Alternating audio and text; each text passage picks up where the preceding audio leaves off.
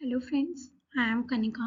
हम लोग अपनी माई एसक्यूएल कमांड्स की प्लेलिस्ट कवर कर रहे हैं, जिसमें कि अब तक हमने एसक्यूएल कमांड्स का कैटेगराइजेशन वाइज हमने काम देखा। जैसे कि हमने डीडीएल कमांड्स देखी, डीएमएल कमांड्स देखी, DCL commands, DQL and TCL commands.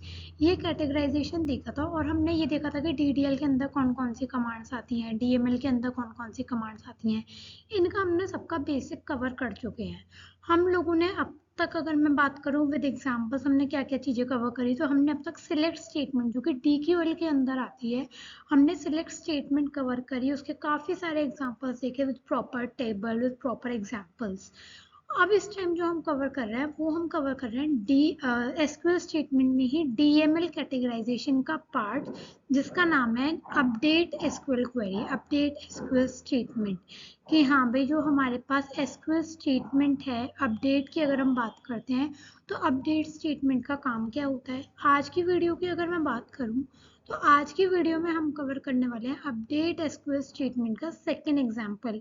Last video में ऑलरेडी हम लोग अपडेट का फर्स्ट एग्जाम्पल कवर कर चुके हैं, जिसमें अब तक हमने क्या देख लिया था, जिसमें हमने ये देख लिया था कि अगर हमें किसी स्पेसिफिक रो के लिए, किसी स्पेसिफिक रिकॉर्ड के लिए कोई पर्टिकुलर एक कॉलम की वैल्यू को अपडेट करना है तो क्या तरीका होता है।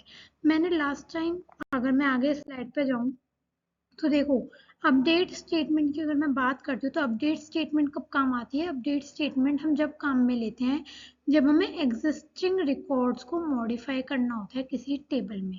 मीन्स मैंने ऑलरेडी टेबल में डेटा स्टोर करा हुआ है, लेकिन किसी रीज़न की वजह से मुझे किसी पर्टिकुलर डेटा को अपडेट करना है, तब मैं एसक्यूएल की अपडेट स्टेटमेंट को यूज़ करती हूँ। ठीक है, ये क्या करती है, ये अलाउ करती है हमें कि हम एक या एक से ज़्यादा कॉलम की वैल्यूज़ को चेंज कर सकें।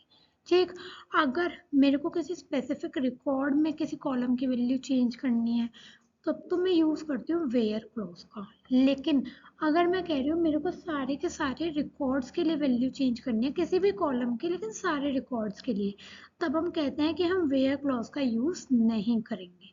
वेयर क्लॉज कब यूज़ होगा, जब हमें किसी स्पेसिफिक रिकॉर्ड, लेट से मैंने कहा स्टूडेंट्स की टेबल है, या फिर स्टूडेंट्स छोड़ो, हम जो पिछले कुछ वीडियो से एग्जाम्पल लेकर चल रहे हैं, हम लेकर चल रहे थे कस्टमर टेबल का एग्जाम्पल, जिसमें कि हमारे 6 कॉलम्स थे। ठीक है, customer ID, name, last name, age, country and phone number, mobile number, ये हमारे कॉलम्स थे। मैं कह रही हूँ मेरे को हर उसका कस्टमर आईडी का तरीका ही चेंज करना है, वैल्यूज़ ही चेंज करनी है। तो मैं क्या करूँगी, मैं यहाँ पे वेयर का यूज़ नहीं करूँगी, और कस्टमर आईडी का जो मैं नया एक तरीका लेकर आने वाली हूँ रिप्रेजेंट करने का, मैं वो सबके लिए ही चेंज करना चाहती हूँ, तो वहाँ पे वेयर क्लॉज यूज़ नहीं होगा। लेकिन मैं कह रही हूँ किसी पर्टिकुलर कस्टमर का मोबाइल नंबर चेंज हो गया, तब मैं क्या करूँगी, मेरे को वेयर क्लॉज की नीड पड़ेगी कि हाँ भाई, उस पर्टिकुलर कस्टमर का मोबाइल नंबर अपडेट करना है।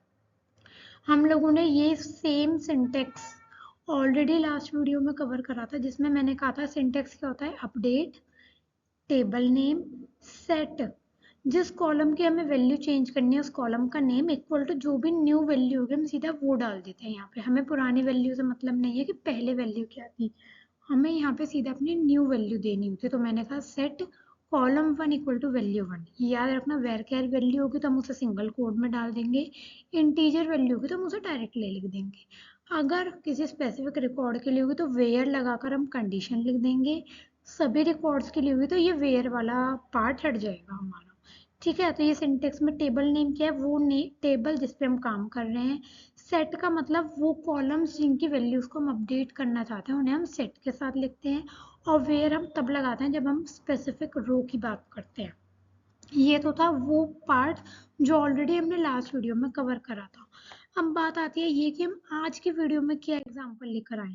देखो, हमारे पास अब हम क्या करने वाले हैं अपनी आज की वीडियो में, हम मल्टीपल कॉलम्स को अपडेट करके देखेंगे एक ही क्वेरी में, एक ही बारी में।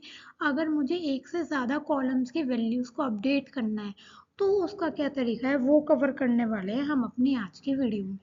तो देखो, मैंने क्या करा, मैंने कस्टमर वाली वही टेबल ली है जिसके अंदर मेरे 5 रिकॉर्ड्स हैं और 6 कॉलम्स हैं, customer ID, customer name, last name, country, age and phone number.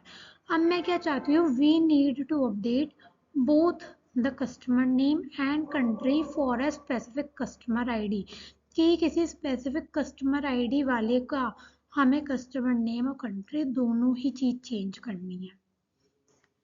तो मैंने क्या करा, मैंने क्वेरी लिखी update customer, set customer name equal to John, John वैसी वैल्यू है वेर, इसलिए मैंने इसे सिंगल कोड में रखा है, comma country equal to Spain, Spain भी वेर कह रहा है इसलिए मैंने इसे सिंगल कोड में रखा है, where customer ID equal to 1। तो अब ये क्वेरी क्या करेगी, ये सबसे पहले टेबल में ढूंढेगी कि कस्टमर आईडी इक्वल टू 1 वाला कौन सा रिकॉर्ड है, फिर उस पर्टिकुलर रो में जाकर वो कस्टमर नेम पहले जो भी था अब वो क्या सेट कर देगा, कस्टमर नेम को जॉन और कंट्री को स्पेन। तो देखो मैं गई कस्टमर आईडी इक्वल टू 1 यानी कि ये फर्स्ट वाली रिकॉर्ड में, इसमें मैंने देखा कस्टमर नेम था लियाम और कंट्री था यूनाइटेड किंगडम। लेकिन अब जब मैंने इस वैल्यू को अपडेट करा, इस क्वेरी को रन करा, customer ID equal to 1, customer name हो गया जॉन और कंट्री आ गया स्पेन।